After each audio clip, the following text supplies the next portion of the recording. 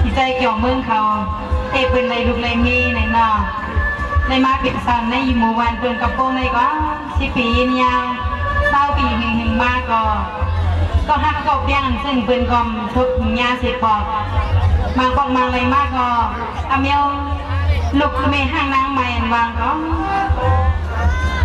เปินกอมต่อตัดมาหักตัดมาเกียกในมังบอกมังอะไรมากก็คอยเปินมีนาเทินใจเย่คอยเป็นโปลิงสักทีไม่เล่งสักทีกอมจางให้หื้อในมังกำมาก็ทางใส่ลิกเป็นกำอยู่แต่การทำเป็นแซงนอทิ้งหมอกก็หมอกทิ้งหมักก็หมักไม่ว่าไปทิ้งข้าวย่ำหมอกย่ำหมักเลยนะไปมีนาเทินใจเย่เจงเปินมังบอกมาก็วันหนึ่งเจ้าตีหลวงน้ำมาปอมมาจูไม่นั่งยองสิ่งเด้งมือคำตนกับปูอยู่วะในไหวใจดีๆงามๆจังในเลยเฮ็ดทางว่ามังก็หมายก็มาเกาะไอ้ยา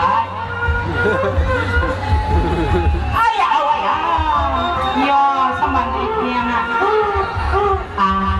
อะไรมากขนาด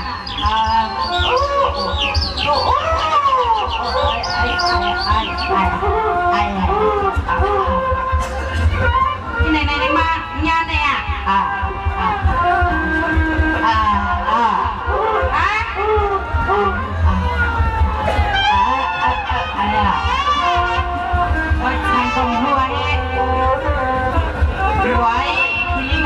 หนุ่มก็ไม่ได้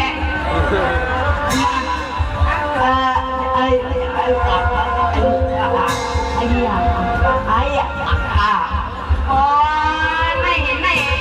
นเนี่ยตั้งอะไรโบชิมอะไรก็ไม่ยากจังไรด้วย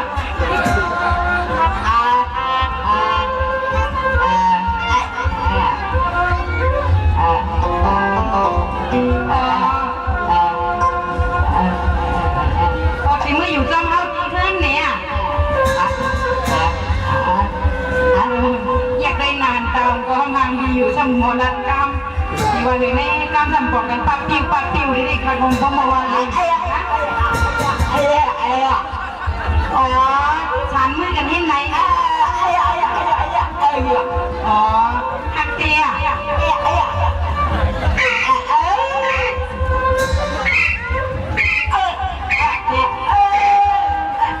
อ๋อเพราะฉะนั้นก็คิดว่าจะเห็นในหมักโปรเจนทางลมมีดูลมหักเพื่อการสูบจะเป็นก้นม้วนเป็นหางซูโมยังมอไปมาในกองก้นหางดีหางเล่าซึ่งในกองไปยามหันกันเพราะมันหักก็ลองตั้งหักกันในเมื่อในวันนั้นลูกมาติดเตาหางของหมักโปรเจนมังกรซิดมังกรตาก็ยังรอไอ้แก้วมาติดมันงาก็หักเขาเพี้ยนซึ่งในนึงเพราะนั้นตีหักเขาตีเนาะเ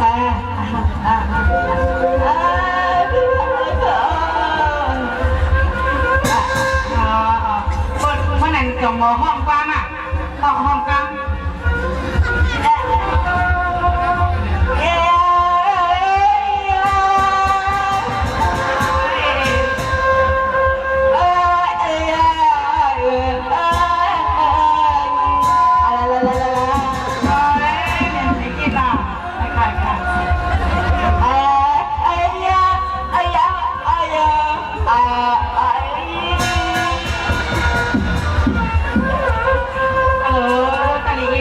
ที่เปิดหมอห้องกลางนี้เนาะก็เลยคิดใจว่าตามทั้งสองก็ปีน้องอมกองกันกองเป็น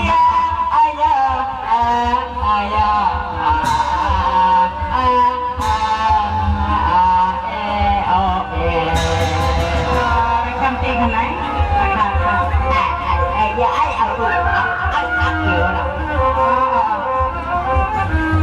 ไปนอกดีก็ห้องนี้น่ะห้องนี้น่ะ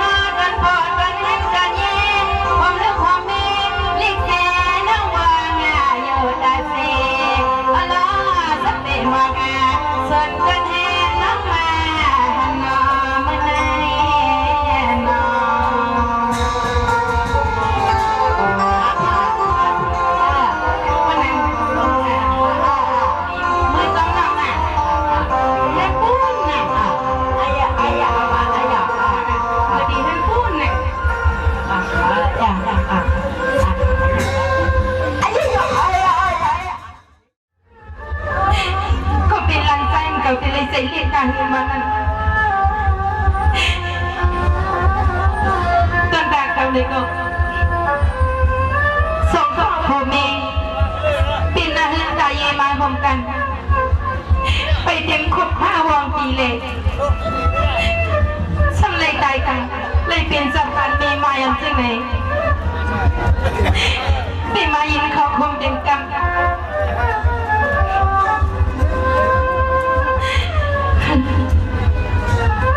ฟังกันมาก็เพื่อนได้มีหน้ามีอ่างมีห้องกันมาตีให้ปล่อยสั่งร้องลงฟังในตีว่าอำเฮ็ดในก่อนลันแฟนก็ซ้ำคอยปืนตีมาเฮ็ดในก่อนสมัมจีกองจีมองจังไหนมังกันมาก็เป็นนักคำอกคำใจเต้นน้องจัดบันคนเฮาอยู่มาทำมาในลุกโลกาโลเลอันนี้ซ้ำมาลำเนทุกท่าทันใจสาเลอนัตตาตัวห้ามไหลวานมานะพอมีวันเกิดก็มีวันตายสิไรอยู่สิหน้าก็ทำใจให้เธอเนาะตีน้องชาวเจ้าว่าปีเลยน้องเลยหลักต่อก็มันคน1 2 กำพอย้ำปีตีพัดน้องมันเลยน้องก็ลืมใจคายืนฮัลโหล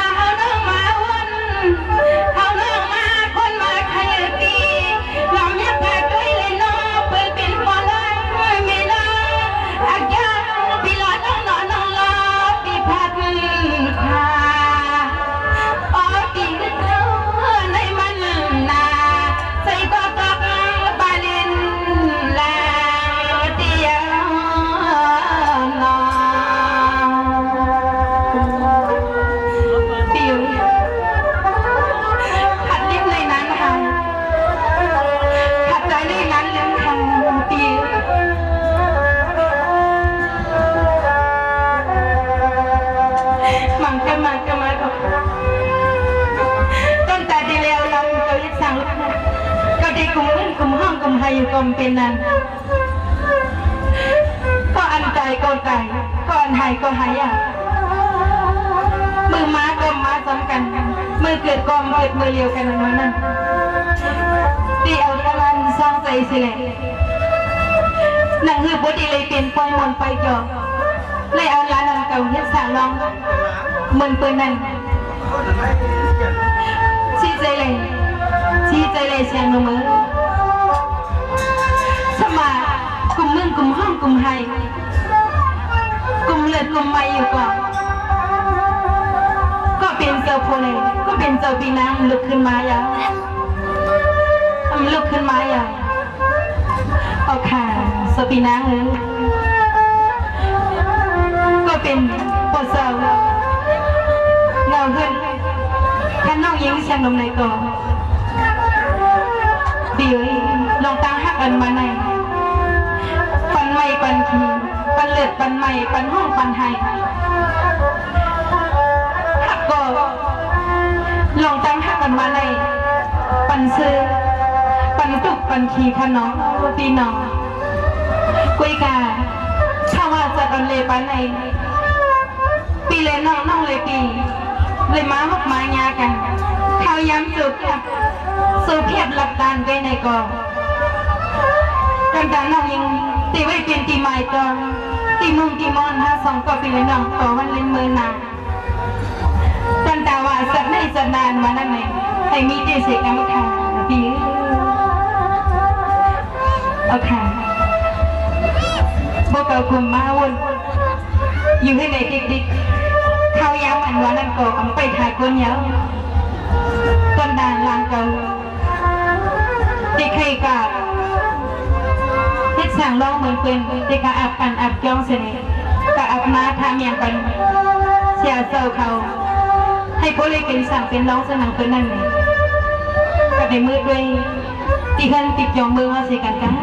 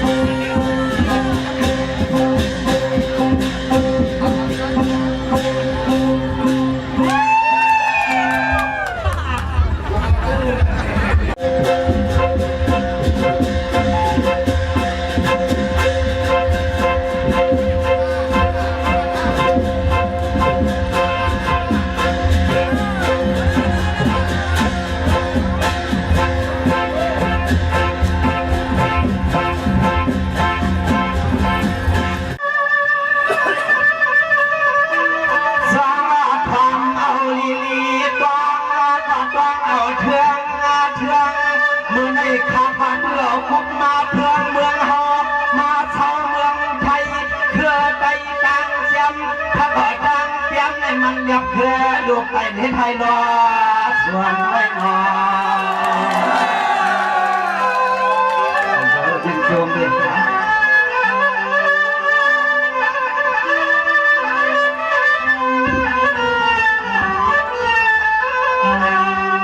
รอยอยู่วันนาในหมุนตังคู่ผู้โตในหลังสิคู่มือเฮาเลี้ยงงูเลี้ยงไก่อ่อนทางนาข้าวหางนา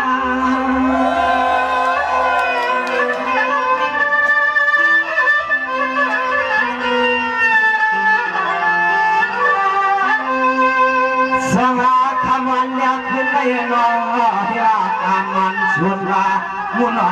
เป็นอาวายามเมื่อเดี๋ยวในมีทางทางเลี้ยงวันเขาก็ชูกำลัง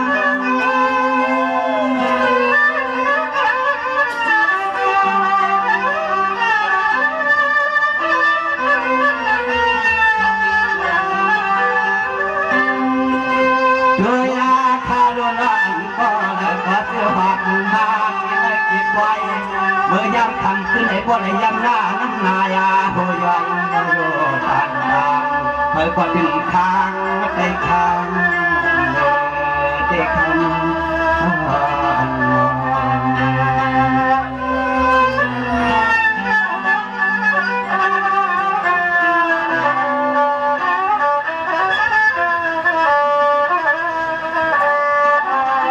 สวรรค์จึงมีเลี้ยงวันเอิญว่าเฮวันจึงมีมาทุกครั้งเมื่อได้เปิดเปลี่ยนปล่อยความปล่อยมังปล่อยช่างปล่อยร้องย้อนมาเสียข้างเสียขาปล่อยหน้าอันเจ้าร้องเขานั้นหามมาพอมันหน้าเปลี่ยนเสียเรียบจอมวางไง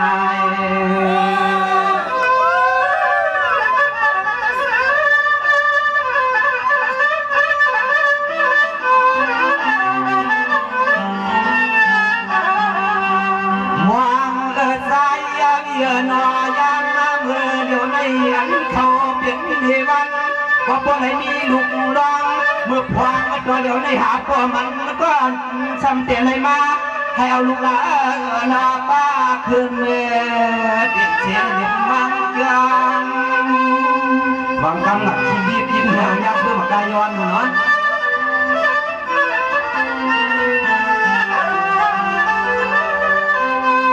สังมาเนเสียงเลี้ยงมันจะเป็นเจ้าโนบังปอกก็ด้วยความหวานพอเสียเป็นนานาที่นาน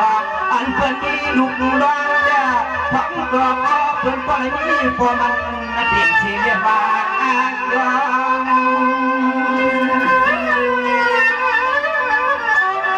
ออกมาใบสุภา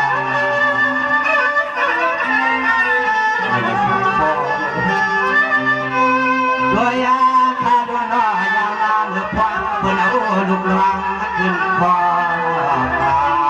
อันก่อนตั้งในบางรัฐก็เหือพันก็เป็นปอมาเพียงออกมา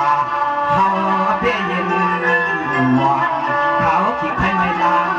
วางว่าเขาบ้า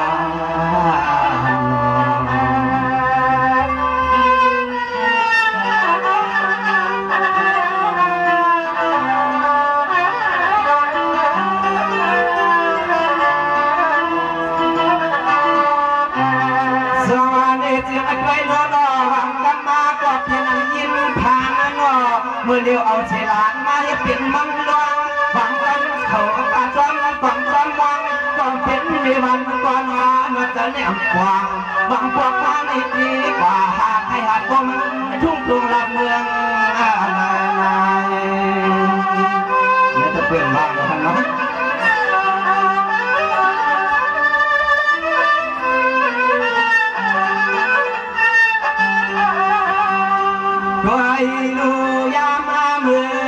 ลูกหลานเกิดมาการเพื่อนมีพอดวงมีดวงแก่ของเพื่อนพอเดียบในจิตยองเมื่อความนั้นก็มีวันอ่อนเงาตกกลางเสียสิ้นใจ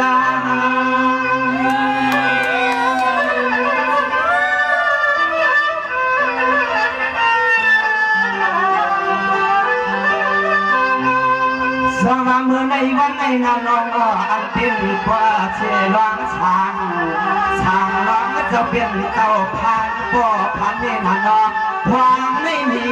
อยู่หลายเจ้าหลายปัน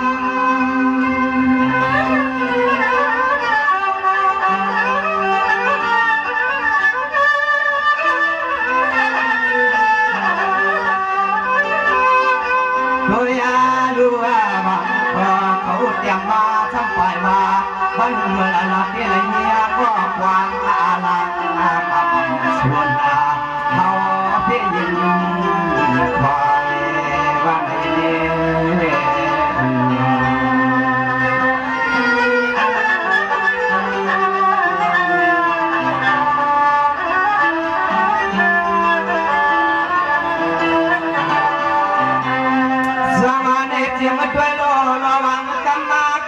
เพียงนั้นยิ้มคอยดวงลางอาลาด้วยหันมังชาในนอได้ลิใครมาอยู่สะหุ่นวางเอาเฮว่าไรว่าลอง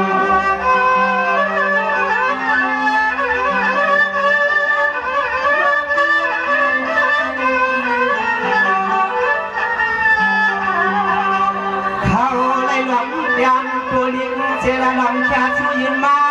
ในว่าว่าปองมีเทียงตาในหลงไปฟังไปขวางมือขวางลูกเนียอ่อนเขาเหนื่อยแทบจำ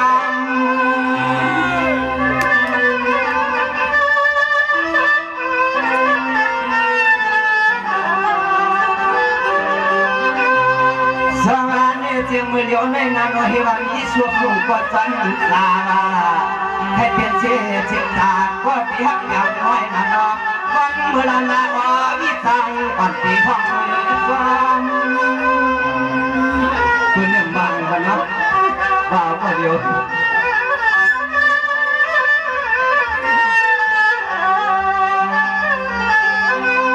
ก็อย่าดูย้ำเลยเดี๋ยวไม่เสียให้อันเขาเปลี่ยนเมียบ้านแม่เพราะในเมียกว่าผู้หงทอง